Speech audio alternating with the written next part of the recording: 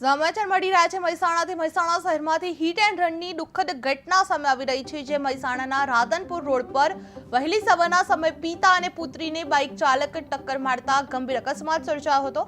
આ અકસ્માતમાં 22 વર્ષીય નમસ્વી નામની યુવતીનું મોત નીપજ્યું હતું જ્યારે તેના પિતા જયેશભાઈ ગંભીર રીતે ઈજાગ્રસ્ત બન્યા હતા।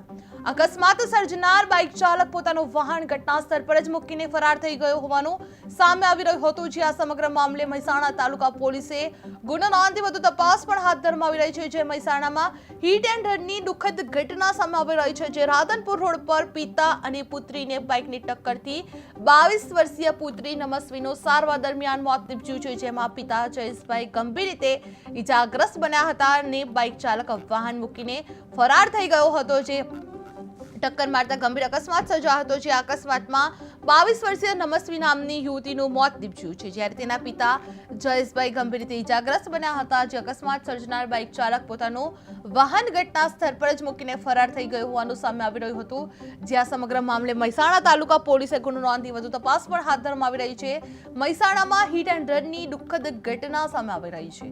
રાધનપુર રોડ પર પિતા પુત્રીને બાઇકની ટક્કરથી 22 વર્ષીય નમસ્વીનું સારવાર દરમિયાન મોત નીપજ્યું હતું અને પિતા જયેશભાઈ ગંભીર રીતે ઈજાગ્રસ્ત બનતા તેમને સારવાર અર્થે હોસ્પિટલ ખાતે ખસેડવામાં આવ્યા હતા અને બાઇક ચાલક વાહન મૂકીને ફરાર થઈ ગયો હતો અને પોલીસે ગુનો નોંધી વધુ તપાસ પણ હાથ ધરવામાં આવી રહી છે।